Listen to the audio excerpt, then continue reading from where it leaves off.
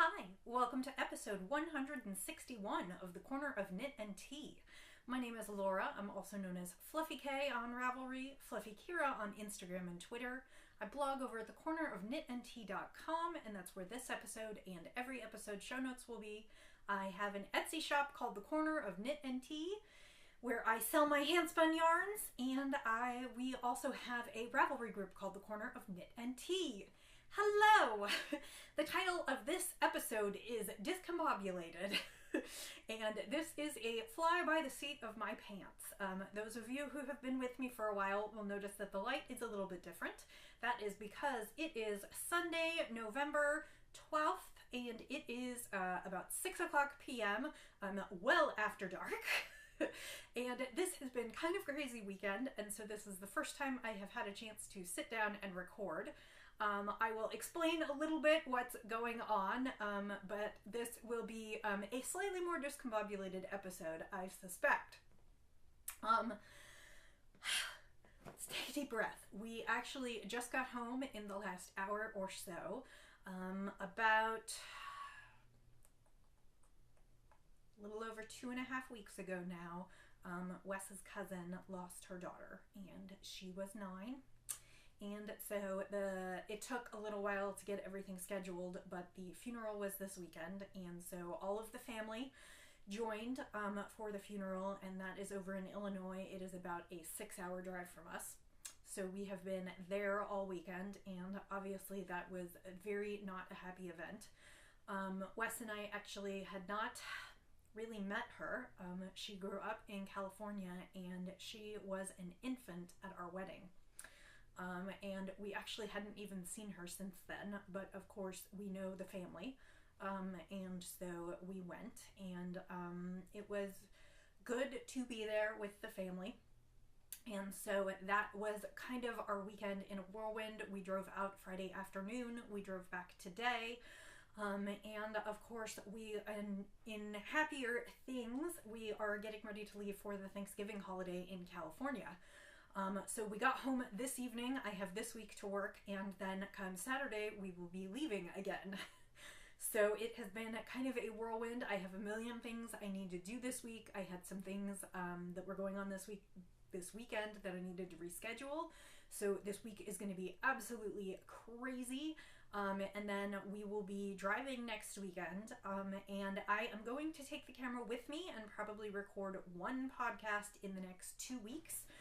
So I don't know when that will drop, but probably somewhere around Thanksgiving, which I believe is either the 22nd or the 23rd here in the States this year. So next Sunday I will not be recording, nor will I be recording the Sunday after, because we will be in processes of transit. But since I'm taking the camera with me, I will record some of our travels as we go, and I will try and put that up somewhere in between the 2 weeks. So you can see what I'm working on, and there will be lots of knitting. There was actually lots of knitting this weekend since there was lots of car travel. So that is a little bit about what's going on with me and why I'm a little all over the place today and a little rushed and a little out of breath. But I did not want to leave you without a podcast episode, and I do have lots of progress to show, so I wanted to sit down a podcast. So the tea today is from my local Chinese tea store. It is called Shang Tea. They actually are online, and the owner goes back and forth to China fairly often. And this is called Cinnamon Oolong. So it's cinnamon oolong tea, nice and smoky, a little spicy cinnamon, and I'm drinking that in my Poppy's mug. That is the National World War I Museum Centennial. The World War I Museum is here in Kansas City, and that is where I go for Mrs. Wilson's knitting circle. So cinnamon oolong tea. I just got back from the grocery store and I have laundry going, and so I'll be bopping around all evening. But let's get to the knits. So the 2 things that I am working on that you have seen before, and I just dropped something. The 2 things I am working on that you have seen before. Let's start with number 1. This is my Exploration Station by Stephen West. I have been working on this for several weeks now. This is something I've wanted to knit for a while, and I finally hit on my color combination. The yarn is Pigeon Roof, her regular super fine, super rush merino sock. And she is the slate gray, silver gray, and hot pink colorways. And then the blue is a Treasure Goddess Treasure Toes in Kiss from a Mermaid. I discussed, as I am constitutionally unable to knit a pattern as written, I decided to embiggen, enlarge this shawl, and I added extra wedges. I actually added 3 extra wedges. So I went up to, the pattern calls for 6, I went to 9.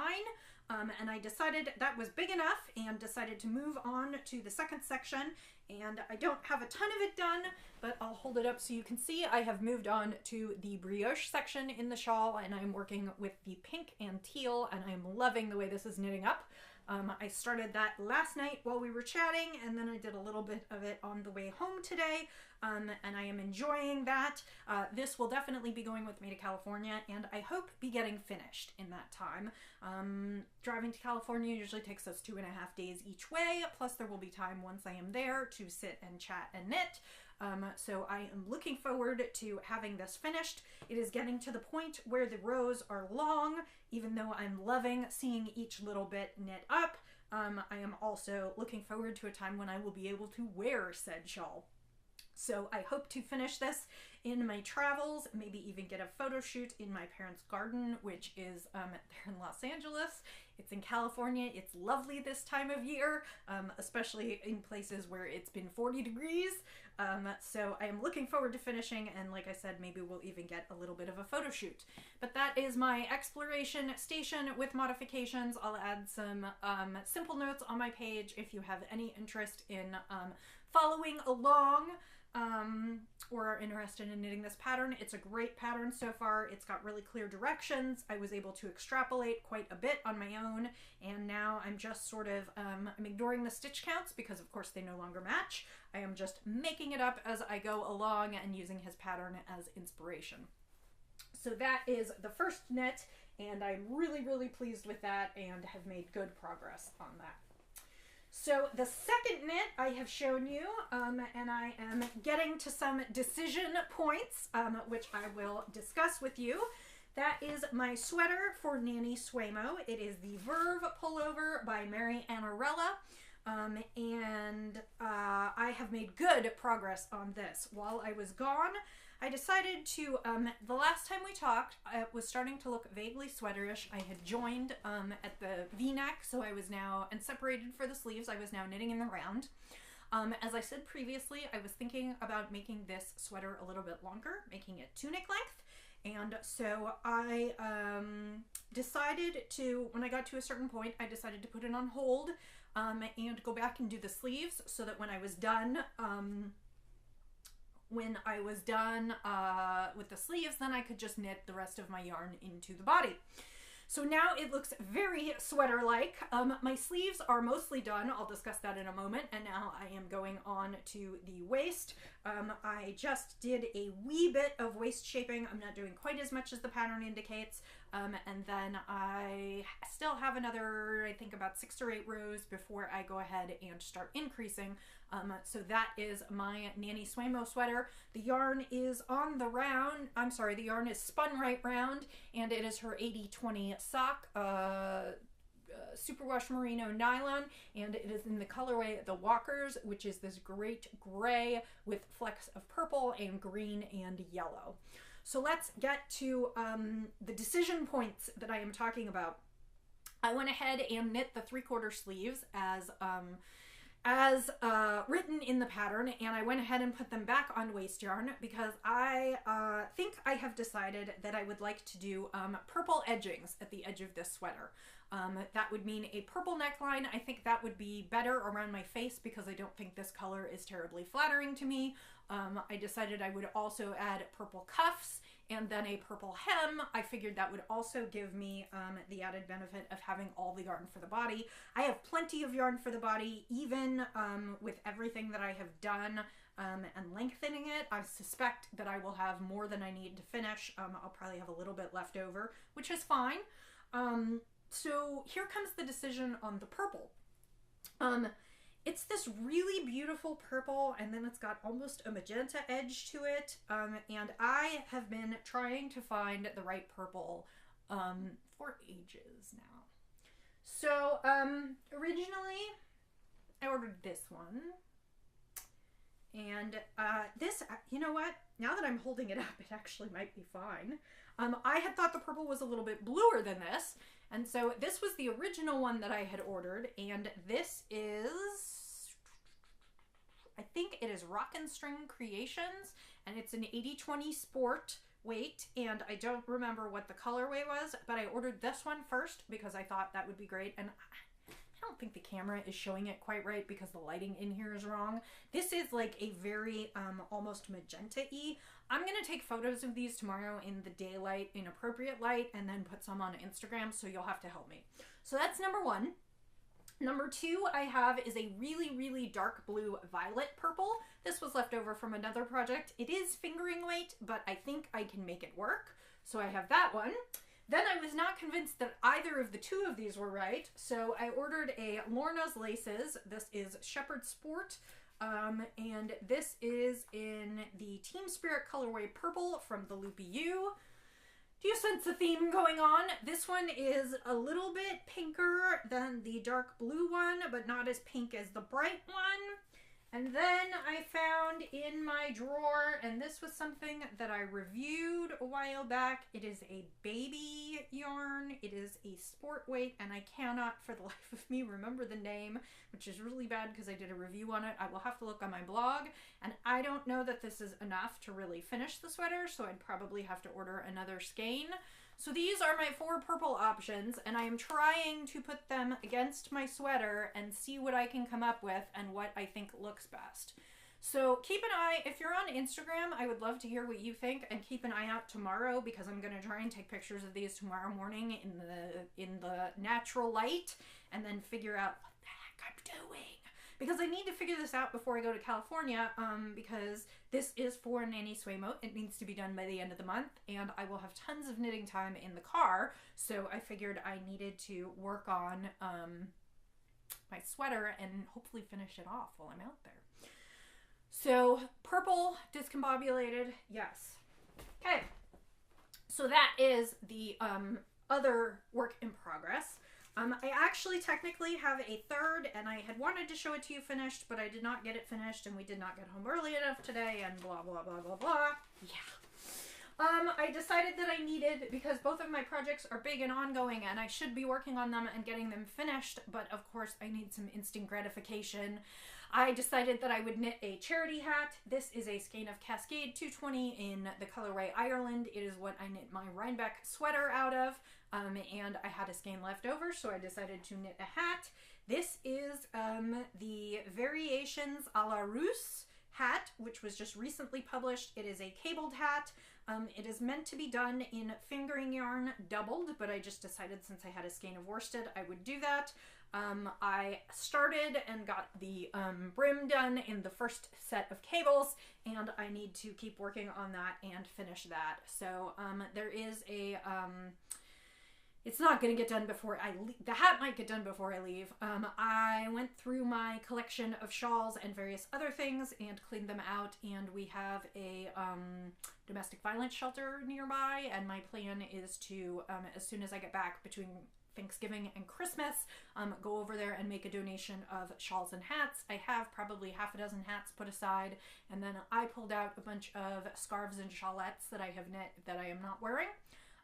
Because someone should get use of them, and so I am going to bag and tag those and get those over to them. So hopefully I'll finish this. If not, it will come with me, but that's the plan anyway. So that is the last knit. I have a brief, something that I want to show you. If you follow my Instagram or my blog, you will have already seen about it. I received to review Jewel Designs, which does jewelry, closures, various knitting accessories, straps for bags, shawl pins, leather closures. I think they have some metal closures, a variety of things to accessorize your knits and garments. They asked if they could send me something for review, And what they sent me is this really lovely, it is called Apis. It is a Celtic shawl, a Celtic bird, Celtic seabird. And it is a beautiful shawl pin. Just so you know, the motif is about 3/4 of an inch across. The entire shawl pin is about 5.5 inches. I'm just trying to show this in a way that's conducive to showing you. It is really, really pretty, and I have tried it with a variety of my knits. It is great on the cardigan I was wearing last week, which was my Perfura cardigan. It is one of those open front cardigans, which I really like, but sometimes I like to close them, so this shawl pin comes in handy there. And then with a variety of my shawls themselves, especially the little shawlettes that you knit that don't necessarily comfortably stay around your neck because they don't have long enough tails to really like make stay properly. I think this is really great. It is made out of white brass and manufactured in Indonesia under fair trade practices. And it was retail, it is $22. So you can look up Jewel Designs online if you are interested. And I received this one free. They gave me no other compensation for my review. But this is a great little product and I enjoyed it, and it would make a great stocking stuffer. If you have someone who knits in your life who you have made shawls for or enjoys making shawls, it would be a great stocking stuffer. They have other kinds of pins too. These are the shawl sticks. They also have round ones with a stick that goes kind of through. So I would definitely check them out. They're kind of interesting. So that is knitting and knitting review products. Lastly, it looks about the same as last week. Technically, it has 2 more ounces on it. This is my current spin. This is Into the World. It is Celine, which was a colorway inspired by Kate Beckinsale's character in Underworld. And it is on Superwash Tarhi, which I am really enjoying spinning. I finished the singles before we left. We were away all weekend, so I didn't get a chance to ply them. I have a haircut appointment tomorrow, so this should get plied sometime this week, and I probably won't get started on another spin until we get back. Spinning has just been the thing that has fallen off in all the things that have been going on in the last couple months. And I could take my mini spinner with me, but I probably won't. We will spend about 2.5 days, 3 days driving out while I'm in California for about 4 to 5 days. I will be seeing some friends and spending time with my family. My sister is bringing the kids out, so I will have Roxy and Miles to hang out with, and my parents. And then we'll be driving back. So I probably won't bother bringing the mini spinner because I won't have much time to use it. I will just concentrate on my knitting. I have more review yarn to knit. I have a couple packages. I have things to do for December and January, multiple knits. So I have lots of fun things that I will be bringing and showing you. And you know what I didn't start? And today is the 13th. I did not start the gift along. So I am going to open those threads this evening while the podcast is uploading because it is already November and I didn't start that. I kept thinking there should be a knit along in the group. I every year do a gift along, which is from November 1st, so you can backdate it, through December 31st. Works in progress are okay as long as you do a portion of the knitting or crafting. This is multi-craftual, so it could be knitting, spinning, weaving, sewing. As long as you do a portion of it during the months November 1st to December 31st. Also, it must be for someone other than yourself. It does not have to be a holiday gift, but it needs to be not for you. Anything you create during those months that goes for that. And if you are creating gifts, Christmas gifts, that's fine. If you're knitting for other knit-alongs, that is fine. Double, triple, quadruple dip. The more the merrier. I will open that up. Usually I run that, like I said, November 1st through December 31st. And then I lock the threads and I will draw a random number generator, probably for a skein of handspun, some patterns, some other kinds of prizes. And then January will be sort of the selfish craft along, which is then in January after you've spent your time making gifts for other people, make something for yourself. So I am sorry that this went by so fast. I'm sure I spoke too fast today. I am just running between one chore and the other. And I definitely wanted to come and speak to you and to show you a little bit of what I am doing. So I hope that you have a wonderful rest of the weekend, although you probably won't see this till Monday. So I hope you have a wonderful week. And as I said, I will kind of be mixing up the schedule a little bit in the next couple weeks, in the next 2 weeks, but then we'll be back to normal. Thank you for joining me, and I look forward to seeing you again. And until I see you, happy knitting, happy spinning, happy sipping, and I'll see you next time. Bye!